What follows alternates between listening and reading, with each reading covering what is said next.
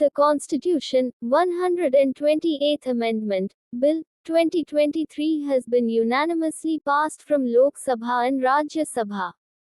The bill seeks to reserve one-third of the total number of seats in Lok Sabha and state legislative assemblies for women. What are the key features of the bill? Reservation for women in lower house. The bill provided for inserting Article 330A to the Constitution, which borrows from the provisions of Article 330, which provides for reservation of seats to SCs, STs in the Lok Sabha. The bill provided that reserved seats for women may be allotted by rotation to different constituencies in states or union territories.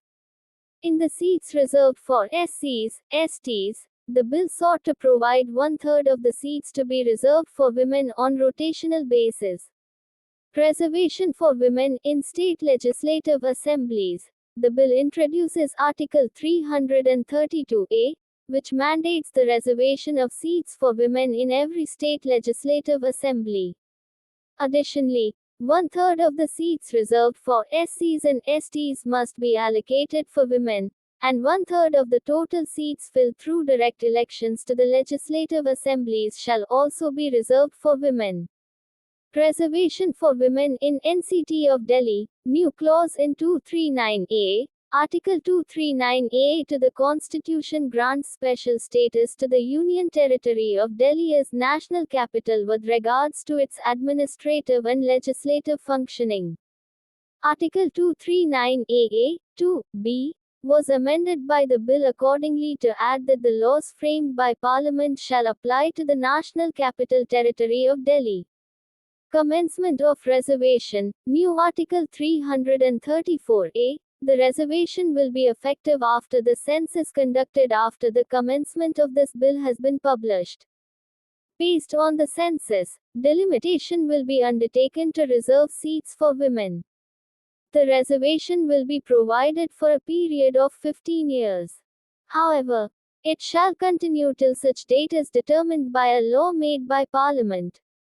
Rotation of seats. Seats reserved for women will be rotated after each delimitation, as determined by a law made by Parliament. What is the background of the reservation for women in politics in India? The issue of reservation for women in politics can be traced back to the Indian national movement.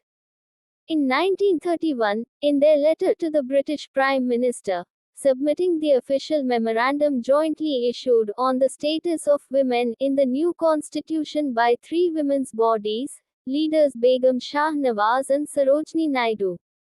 The National Perspective Plan for Women recommended in 1988 that reservation be provided to women right from the level of the Panchayat to that of Parliament.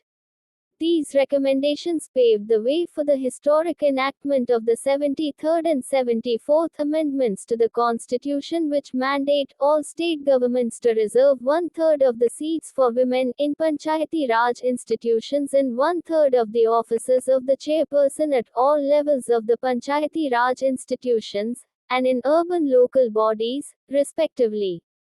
Within these seats, one-third are reserved for scheduled caste, scheduled tribe women. The National Policy for the Empowerment of Women, 2001, had stated that reservation will be considered in higher legislative bodies. In May 2013, the Ministry of Women and Child Development constituted a committee on the status of women, which recommended ensuring at least 50% reservation of seats for women in the local bodies, state legislative assemblies, parliament, ministerial levels and all decision-making bodies of the government. In 2015, the report on the status of women in India noted that the representation of women in state assemblies and parliament continues to be dismal. It recommended reserving at least 50% seats for women in local bodies, state legislative assemblies, parliament, ministerial levels, and all decision-making bodies of the government. What are the arguments for the bill? Gender equality. Women representation in politics is a vital step towards gender equality. However, According to Global Gender Gap Report 2022, India ranks 48th out of 146 in political empowerment. Notwithstanding its rank, its score is quite low at 0.267. Some of the best ranking countries in this category score much better. For instance, Iceland is ranked 1 with a score of 0.874 and Bangladesh is ranked 9 with a score of 0.546. Historical underrepresentation. The number of women MPs has increased from 5% in the first Lok Sabha to 15% in the 17th Lok Sabha, but the number continues to be quite low. A 2003 study about the effect of reservation for women in panchayats showed that women elected under the reservation policy invest more in the public goods closely linked to women's concerns. The Standing Committee on Personnel, Public Grievances, Law and Justice, 2009, had noted that reservation of seats for women in local bodies has enabled them to make meaningful contributions. Women's right to self-representation and self-determination. If a group is not represented proportionally in the political system, its ability to influence policy making is limited. The Convention on the Elimination of All Forms of Discrimination Against Women provides that discrimination against women must be eliminated in political and public life. The various surveys do indicate that women representatives from Panchayati Raj have worked commendable in the development and overall well-being of society in villages, and many of them would definitely want to work on the larger scale. However, they face various challenges in the political structure prevalent in diverse perspectives. A more diverse legislature that includes a significant number of women can bring a broader range of perspectives to the decision-making process. This diversity can lead to better policy formulation and governance. Empowerment of women. Women's reservation in politics empowers women at various levels. It not only encourages more women to participate in politics but also inspires women to take on leadership roles in other sectors. Promotion of women's issues. Women in politics often prioritize and advocate for issues that directly affect women, such as gender-based violence, women's health, education, and economic empowerment. Their presence can lead to the prioritization of these issues in policy discussions. Role models. Women leaders in politics can serve as role models for young girls, encouraging them to aspire to leadership positions in various fields. Representation in politics can break stereotypes and inspire future generations. Indira Gandhi served as the first and only women Prime Minister of India from 1966 to 1977. Sushma Swaraj was the second woman External Affairs Minister of India after Indira Gandhi. What are arguments against the bill? Women are not a homogeneous community like a caste group. Therefore, the same arguments made for caste-based reservations cannot be made for women. Preserving seats for women is opposed by some who claim that doing so violates the Constitution's guarantee of equality. If there is a reserve, they claim, women won't be competing on merit, which could decrease their status in society.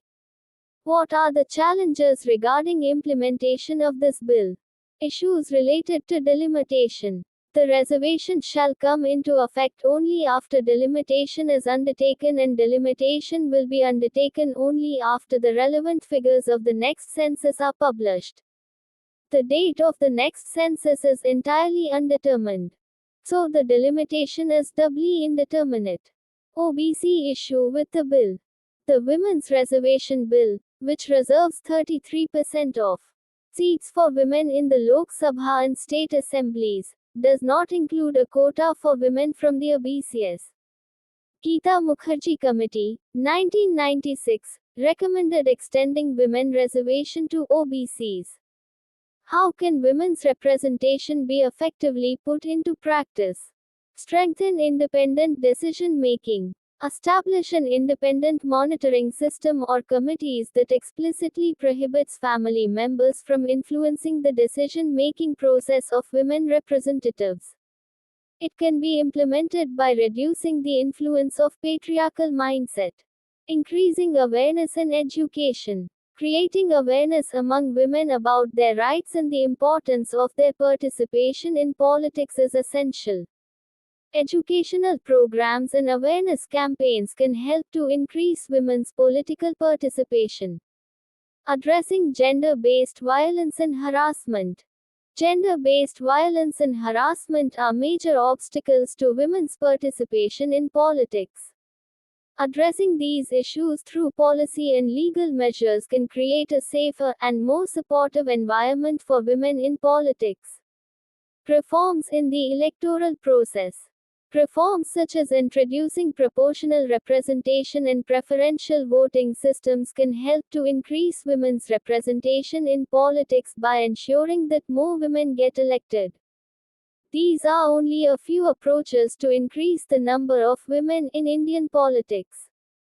To affect long-lasting change, a multifaceted strategy addressing multiple challenges is required.